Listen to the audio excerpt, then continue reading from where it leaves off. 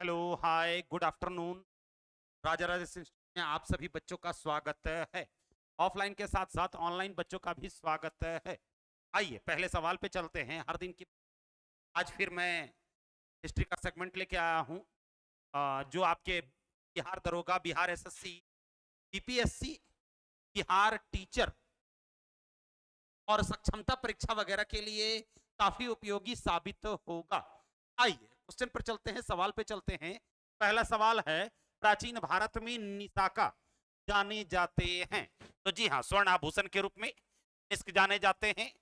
निष्क, सतमान, कृष्णल, ये सोने के सिक्के होते थे। वैदिक काल में गाय की चर्चा है। गाय सबसे महत्वपूर्ण पशु थी और घोड़ा सबसे प्रिय पशु था। ऋग वैदिक काल में गाय का 176 बार उल्लेख हुआ है, घोड़ा का 175 बार हुआ है। जहां घोड़ा सबसे प्रिय पशु था, वहीं गाय सबसे महत्वपूर्ण पशु था। गाय को अघन्या, गविष्टि, गवेषणा इत्यादि कहकर पुकारा गया, अर्थात न मारने वाला। तांबे के सिक्के अगर कहा जाए तो अयस कहकर पुकारा जाता था, तांबा को अयस कहकर पुकारा जाता था। वहीं गुप्त काल में सोने के सिक्के को दिनार और चांदी के सिक्के को रूपक कहकर पुकारा जाता था। अगले सवाल पे चर्चा करते हैं। दूसरा नंबर सवाल देखेंगे। भारतीय संस्कृति के अंतर्गत रीत का अर्थ है। जी हाँ, भारतीय संस्कृति के अंतर्गत रीत का अर्थ है, जी हाँ, प्राकृतिक नियम की बात कह रहा है। पृथ्वी पर प्राकृतिक नियम की बात जो है, परिवर्तन की जो बात है, उसे ही रीत कहकर पुकारा गया है। अगले सवाल पर चर्चा करते हैं। तीसरा नंबर सवाल, सर्ग, प्रतिसर्ग, वंश, मनवंतर और वंशानुचरित संकेतक हैं। तो पुराण के कुल 18 पुराण हैं। कहा जाता है सबसे प्राचीनतम पुराण मत्स्य पुराण, जिसमें सातवाहन वंश की चर्चा मिलती है। सबसे महत्वपूर्ण विष्णु पुराण, जिसमें मौर्य वंश की जानकारी मिलती है। सबसे नवीनतम वायु पुराण, जिसमें गुप्त वंश की जानकारी मिलती है। सबसे बड़ा स्कंद पुराण है, जिसमें मगध के राजाओं की क्रमबद्ध सूची दर्शाई गई है। आपके ए नंबर ऑप्शन में वेद हैं। वेद 4 हैं, ऋग्वेद, यजुर्वेद, सामवेद, अथर्ववेद। उपनिषद, उपनिषदों की संख्या 108 है। गुरु के समीप बैठ करके ग्रहण शिक्षा ग्रहण करने को, गुरु के समीप बैठ करके शिक्षा ग्रहण करने को उपनिषद कहकर पुकारा जाता है। बेसिकली उपनिषद दर्शन पर आधारित पुस्तक है। बेसिकली उपनिषद दर्शन पर आधारित पुस्तक है। अगले सवाल पे चर्चा करते हैं। 4 नंबर सवाल देखेंगे। निम्नलिखित में से कौन सा एक अशोक का अभिलेख इस परंपरा की पुष्टि करता है, इस परंपरा की पुष्टि करता है कि गौतम बुद्ध का जन्म लुम्बिनी में हुआ था। ऑनलाइन वाले ध्यान से देखेंगे कि गौतम बुद्ध का जन्म लुम्बिनी में हुआ था, तो आंसर हो जाएगा रुम्बिनदेही स्तंभलेख। जी हाँ, जिसमें यह वर्णित है कि महात्मा बुद्ध का जन्म लुम्बिनी में हुआ था। अशोक भारत का प्रथम ऐसा राजा जिसने अभिलेख जारी करने की शुरुआत की। अभिलेख इसलिए जारी किया जाता था क्योंकि जन कल्याण हेतु राजा जो भी कार्य कर रहा था, उसे अभिलेखों के माध्यम से जनता तक पहुंचाने का काम कर रहा था। रुम्मिनदेही अभिलेख, जो कि रानी का अभिलेख है, जिसे रानी का अभिलेख भी कहा जाता है, इसे अशोक की प्रिय पत्नी कारुवाकी के द्वारा जारी किया गया था। अगले सवाल पर चर्चा करते हैं। 5 नंबर सवाल देखेंगे। भारत की धार्मिक प्रथाओं के संदर्भ में स्थानकवासी संप्रदाय का संबंध किससे है? तो आंसर हो जाएगा जैन धर्म से। जी हाँ, कुल 24 जैन तीर्थंकरों के द्वारा जैन संप्रदाय की स्थापना की गई थी और 1653 ईस्वी में 1653 में लोकासा नामक जैन साधु के द्वारा स्थानक संप्रदाय की स्थापना की गई थी। मूल रूप से 6ठी शताब्दी ईसा पूर्व में जैन धर्म की स्थापना की गई थी। बौद्ध धर्म की स्थापना महात्मा बुद्ध के द्वारा की गई थी। वासुदेव कृष्ण के द्वारा वैष्णव संप्रदाय की स्थापना की गई थी। वहीं शिव की चर्चा सिंधु घाटी सभ्यता से मिलती है। और 6ठी शताब्दी ईसा पूर्व में, अगर उससे पहले की बात की जाए, तो सिंधु घाटी सभ्यता में योगासन की मुद्रा में बैठा हुआ एक योगी, जिसे जॉन मार्शल ने पशुपति महादेव कहकर पुकारा है, और यही पशुपति महादेव ऋग वैदिक काल में रुद्र कहलाए, उत्तर वैदिक काल में महेश कहलाए और महाजनपद काल बोले तो 6ठी शताब्दी ईसा पूर्व में शिव कहलाते हैं। शिव के उपासक शैव कहलाते हैं और वामन पुराण में शैव धर्म को 4 भागों में बांटा गया। कौन कौन? तो पाशुपत संप्रदाय, कपालिक संप्रदाय, कालामुख संप्रदाय और लिंगायत संप्रदाय। अगले सवाल पे चर्चा करते हैं। 6ठा नंबर सवाल देखेंगे। 6 नंबर सवाल देखेंगे। निम्नलिखित में से किस सुल्तान ने साम्राज्य की सीमाओं की सुरक्षा हेतु एक विशेष सेना को नियुक्त किया था? तो जी हां, अलाउद्दीन खिलजी। अलाउद्दीन खिलजी जिसका शासनकाल 1296 से लेकर के 1316 ईस्वी तक रहा। खिलजी वंश का वास्तविक संस्थापक अलाउद्दीन खिलजी को कहा जाता है, जिसने हजार सितून महल, टीरी का किला, जमात खां मस्जिद का निर्माण करवाया था। अलाई दरवाजा का निर्माण अलाउद्दीन खिलजी के द्वारा कराया गया था। बाजार व्यवस्था की शुरुआत अलाउद्दीन खिलजी के द्वारा ही की गई थी। सल्तनत काल का प्रथम ऐसा राजा जिसने भूमि की पैमाइश हेतु मसाहत पद्धति की शुरुआत की थी।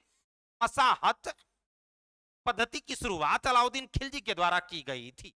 आपके बी नंबर ऑप्शन में नसरुद्दीन महमूद की चर्चा है, जिसका शासनकाल 1246 से लेकर के 1265 ईस्वी तक रहा। सल्तनत काल का प्रथम ऐसा राजा, सल्तनत काल का प्रथम ऐसा राजा जो टोपी सी करके और कुरान की आयतें लिख करके अपना जीवन जीता था। आपके नंबर ऑप्शन में इल्तुतमिश की चर्चा है, जिसका शासनकाल 1211 से लेकर के 1236 ईस्वी तक रहा। दिल्ली सल्तनत का वास्तविक संस्थापक इल्तुतमिश को माना जाता है, जिसने सुल्तानगढ़ी के मकबरे का निर्माण करवाया था, जिसने कुतुब मीनार को पूरा करवाने का काम किया था। कहा जाता है दले चालीसा का गठन इल्तुतमिश के द्वारा किया गया था। चांदी का टंका और तांबे का जीतल नामक सिक्का इल्तुतमिश के द्वारा ही चलवाया गया था। बलबन, इल्तुतमिश के समय में चंगेज खां का आक्रमण भी हुआ था। इल्तुतमिश के समय में चंगेज खां का आक्रमण भी हुआ था, जिसे सफलतापूर्वक इल्तुतमिश ने विफल कर दिया था। बलबन जिसका शासनकाल 1266 से लेकर के 1286 ईस्वी तक रहा। रक्त और लौह नीति की शुरुआत, दीवाने अर्ज नामक सैन्य विभाग का गठन, सिजदा और पाबूस प्रथा की शुरुआत, नवरोज प्रथा की शुरुआत, दले चालीसा का अंत बलबन के द्वारा ही किया गया था। अगले सवाल पे चर्चा करते हैं। 7 नंबर सवाल देखेंगे। कृषि को समुन्नत करने के लिए नहर खुदवाने के संदर्भ में 13वीं शताब्दी का निम्नलिखित में पहला शासक होने का श्रेय किसे जाता है? तो जी हां, ग्यासुद्दीन तुगलक को, जिसका शासनकाल 1320 से लेकर के 1325 ईस्वी तक रहा, जिसने पहली बार नहर और पहली बार नगर का निर्माण, बोला जाए तो तुगलकाबाद किले का निर्माण, जिसे 56 कोट के दुर्ग के नाम से भी जाना जाता है, ग्यासुद्दीन तुगलक के द्वारा ही स्थापित किया गया। आपके डी नंबर ऑप्शन में रजिया बेगम की चर्चा है, जो सल्तनत काल की प्रथम महिला शासिका या भारत की प्रथम महिला शासिका, जिसका शासनकाल 1236 से लेकर के 1240 ईस्वी तक रहा। सल्तनत काल का वास्तविक संस्थापक इल्तुतमिश को माना जाता है। अगले सवाल पे चर्चा करेंगे। दिल्ली के किस मुस्लिम शासक के निधन पर एक इतिहासकार ने कहा कि राजा को प्रजा से और प्रजा को राजा से मुक्ति मिल गई? यह मोहम्मद बिन तुगलक, जिसका शासनकाल 1325 से लेकर के 1351 ईस्वी तक रहा। सर्वाधिक सिक्कों को जारी करने के कारण इसे सिक्कों का राजकुमार, प्रिंस ऑफ पिलग्रिम्स, साहूकारों का राजकुमार, धनवानों का राजकुमार कहकर पुकारा जाता है। समसुंदरी अभिलेख में मोहम्मद बिन तुगलक को दुनिया का खान कहकर पुकारा गया है। समसुंदरी अभिलेख में मोहम्मद बिन तुगलक को दुनिया का खान कहकर पुकारा गया है। इसे अपने युग का अरस्तु कहकर पुकारा गया है। पूरे सल्तनत काल का सबसे पढ़ा लिखा बादशाह, जिसने इंसा ए महरू नामक पुस्तक की रचना फारसी भाषा में की थी।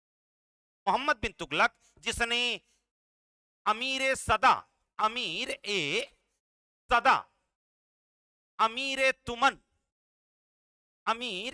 तुमन और अमीर ए हजारा नामक घुड़सवार दल का स्थापना किया था। 100 घुड़सवार दल होंगे, 10,000 घुड़सवार दल होंगे, 1,000 घुड़सवार दल होंगे। ये उसकी खास सेना थी। दीवाने कोही नामक कृषि विभाग का गठन मोहम्मद बिन तुगलक के द्वारा ही किया गया था। पहला ऐसा राजा जिसने योग्यता के आधार पर पदों का बंटवारा किया। शेरशाह सूरी, जिसका शासनकाल 1540 से लेकर के 1545 ईस्वी तक रहा, जिसने जरीबाना और मासिलाना पद्धति की शुरुआत की। जब्ती प्रणाली की शुरुआत शेरशाह सूरी के द्वारा ही की गई थी। शेरशाह सूरी, जिसने चांदी का, रुपया और तांबे का दाम नामक सिक्का चलवाया था। अगले सवाल पे चर्चा करते हैं। भारत में दूसरे अफगान वंश की स्थापना भी शेरशाह सूरी के द्वारा ही की गई थी। 9 नंबर सवाल, भारतीय पुरातत्व सर्वेक्षण की स्थापना किसके काल में हुई थी? भारतीय पुरातत्व सर्वेक्षण विभाग की स्थापना किसके काल में हुई थी? तो लॉर्ड कर्जन के समय में 1905 ईस्वी में, जॉन मार्शल के दिशा निर्देशन में, जॉन मार्शल के दिशा निर्देशन में। और वही आर्कोलॉजिकल सर्वे ऑफ इंडिया, भारतीय पुरातत्व विभाग की स्थापना, याद रखेंगे आप लोग, भारतीय पुरातत्व सर्वेक्षण विभाग हो जाएगा। जैसे ही सर्वेक्षण जुड़ेगा तो 1905 में लॉर्ड कर्जन के समय में, लॉर्ड कर्जन का शासनकाल 1899 से लेकर के 1905 ईस्वी तक रहा। रेलवे बोर्ड का गठन इन्हीं के समय में हुआ था और रेलवे का सर्वाधिक विस्तारीकरण, जहां रेलवे का गठन जो है, रेलवे की स्थापना डलहौजी के समय में हुई थी, वहीं रेलवे का सर्वाधिक विस्तारीकरण लॉर्ड कर्जन के ही समय में हुआ था। इन्होंने एक पुस्तक लिखी थी, प्रॉब्लम ऑफ ईस्ट, पूर्व की समस्या। इसी पुस्तक के आधार पर बंगाल का विभाजन किया गया था 16 अक्टूबर 1905 ईस्वी को। कहा जाता है जॉन मार्शल के दिशा निर्देशन में भारतीय पुरातत्व सर्वेक्षण विभाग की स्थापना 1905 ईस्वी में की गई थी। वारेन हेस्टिंग, जिसका शासनकाल अगर कहा जाए तो 1773 से लेकर के 1785 ईस्वी तक रहा। इसी के समय में पीट्स इंडिया एक्ट पारित किया गया 1784 में। एशियाटिक सोसाइटी ऑफ बंगाल की स्थापना वारेन हेस्टिंग के ही समय में की गई थी। नंद कुमार नामक बंगाली ब्राह्मण को झूठे आरोप में फांसी की सजा वारेन हेस्टिंग के ही समय में दी गई थी। लॉर्ड वेलेस्ली, जिसका शासनकाल 1798 से लेकर के 1805 ईस्वी तक रहा, 1798 से लेकर के 1805 ईस्वी तक रहा। चौथा अंग्रेज मैसूर युद्ध इन्हीं के समय में हुआ था।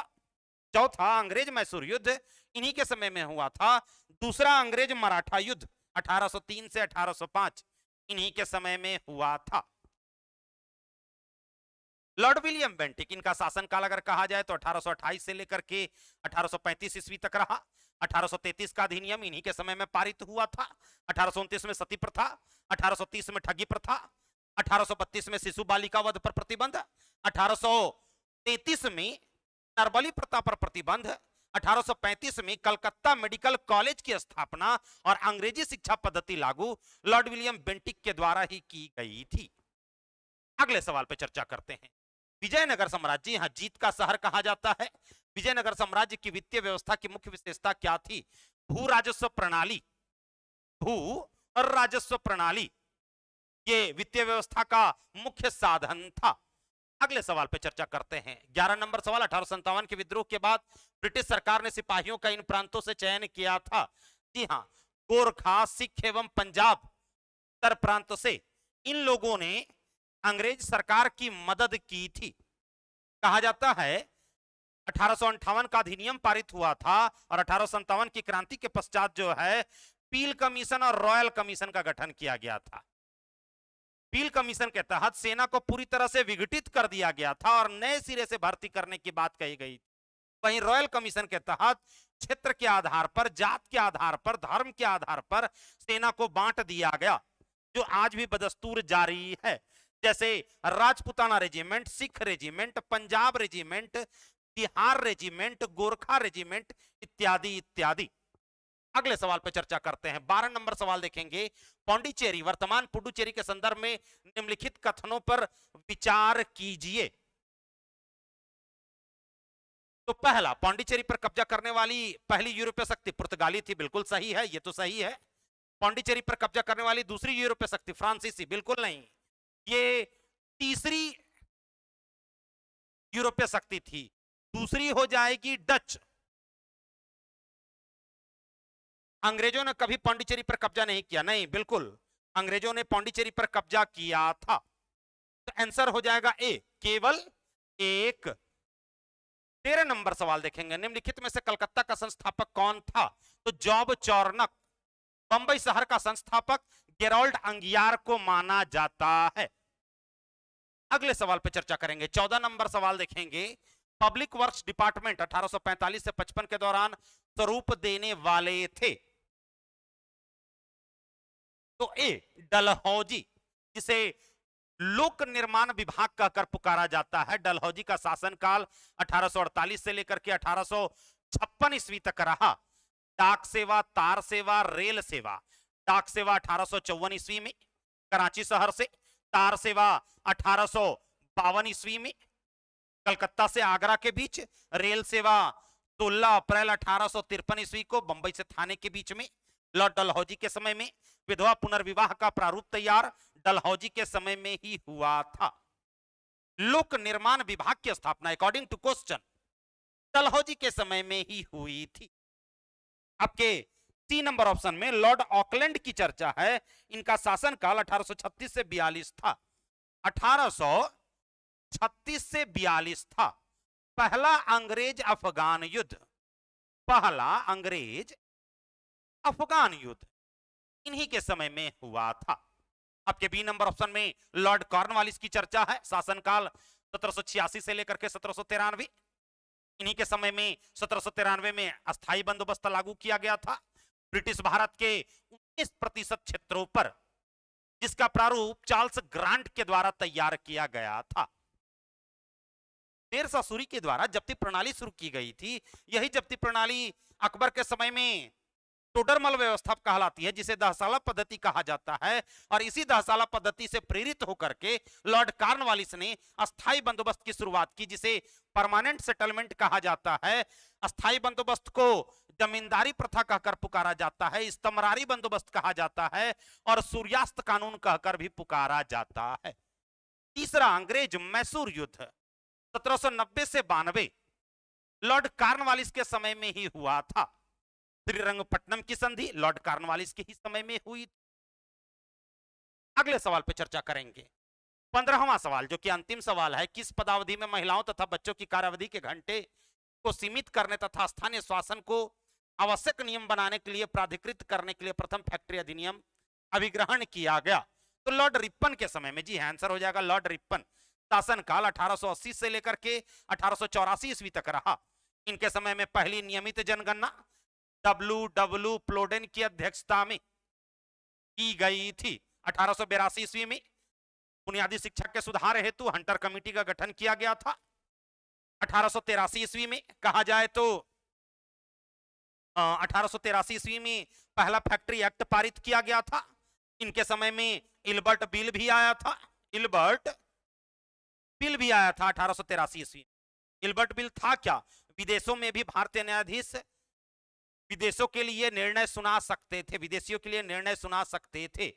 इसी के विरोध में गोरे लोगों ने श्वेत जो विद्रोह किया था उसे श्वेत विद्रोह कहकर पुकारा जाता है। लॉर्ड लिटन, इनका शासनकाल 1876 से लेकर के 80 ईस्वी तक रहा। वर्नाक्यूलर प्रेस एक्ट इन्हीं के समय में लगा था और लॉर्ड रिपन के समय में हटाया गया था। 1878 में वर्नाक्यूलर प्रेस एक्ट लगा था, जिसे गैंगिंग एक्ट के नाम से जाना जाता है और इसे देसी भाषा समाचार अधिनियम कहकर भी पुकारा जाता है, जो 1878 ईस्वी में सोम प्रकाश पत्रिका पर लगाया गया था। सोम प्रकाश पत्रिका जो कि भारत की प्रथम राजनीतिक पत्रिका है, इसके प्रकाशक जो थे ईश्वरचंद्र विद्यासागर थे। सरकार विरोधी लेख लिखने के कारण सोम प्रकाश पत्रिका पर वर्नाक्यूलर प्रेस एक्ट लगाया गया था। लॉर्ड पेंटिंग, इनका शासनकाल 1828 से लेकर के 1835 ईस्वी तक रहा। इन्हीं के समय में 1833 का अधिनियम पारित हुआ था। लॉर्ड कैनिंग, इनका शासनकाल 1856 से लेकर के 1862 ईस्वी तक रहा। विधवा पुनर्विवाह का प्रारूप जो तैयार हुआ, डलहौजी के समय में हुआ, लेकिन लागू अंतिम रूप से ईश्वरचंद्र विद्यासागर के सहयोग से लॉर्ड कैनिंग के समय में ही लागू किया गया था। लॉर्ड कैनिंग के समय में 1857 की क्रांति हुई थी। वहीं डलहौजी के समय में 1855-56 में संथाल विद्रोह हुआ था। लॉर्ड कैनिंग के समय में पील कमीशन और रॉयल कमीशन का गठन भी किया गया था। तो अगर आपको डिस्कशन अच्छा लगे, राजराजेश्वर इंस्टीट्यूट का डिस्कशन अच्छा लगे, तो आप इसे लाइक करें, सब्सक्राइब करें और पूरे बिहार ही नहीं भारतवर्ष में शेयर करें। आज के लिए इतना ही, धन्यवाद।